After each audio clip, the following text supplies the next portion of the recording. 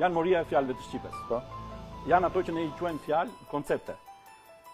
Në qendër të kësaj, ekzistojnë ca fjalëza që janë një bashkëtingëllore dhe një zanore dhe kanë të cilat unë i quaj embriomorfema. Dhe këto i bëjmë me pika. Po.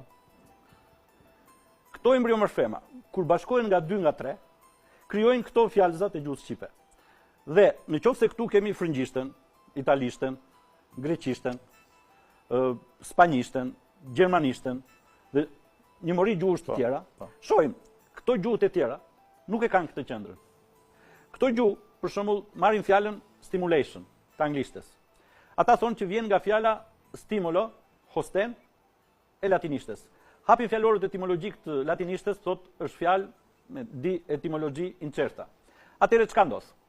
Fjala stimulo, që ne i themi hosten për ndryshe në Shqip, është një mjet me të cilin shtyn kaun qetë të punojnë. Dhe stimulo është shty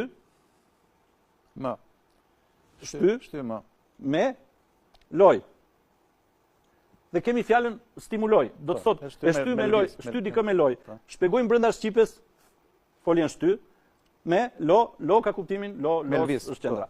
Tani, kjo fjalë e anglishtes, e kësaj gjuhe këtu, anglishtes, është krijuar nga embriomorfet e Shqipes. Shty me loj, stimuloj, i mungon yja dhe stimulation, stimulate e lexuar Shqip.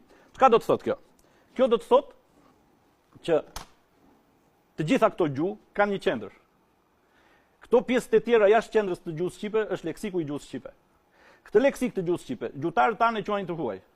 Ndërsa këtë qendër 93%, jo të gjithë, 93%. Këtë qendër këtu, që është me embriomorfe, nuk duan ta njohin. Ky është motori i gjuhës shqipe dhe motori i të gjitha gjuhëve. Ky ka krijuar fjalët për gjuhën shqipe dhe për të gjitha gjuhët indoeuropiane. Dhe ky motor i gjuhës shqipe nuk do injoruar, ky do studiuar. Dhe këtë motor të gjuhës shqipe e kanë prishur në standardin e 72-shit, duke i hequr shumë embriomorfema dhe unë e shpjegova që do të thotë duke e hequr disa pjesë motorit, motori ngecet. Mjafton të heqësh një rrip motorit. Çdo motori, një rrip transmisioni dhe motori pushon së funksionuar. Imagjino çka i kanë hequr gjuhës shqipe. Dhe ajo që është më e rëndësishme, ajo që ndodhi në kongresin e 72-shit, në fakt, ishte cënimi më i rënd që është bërë gjuhës shqipe. Unë nuk di të them është bërë i organizuar, me qëllim të organizuar, ose të pa organizuar. Ose nga padia.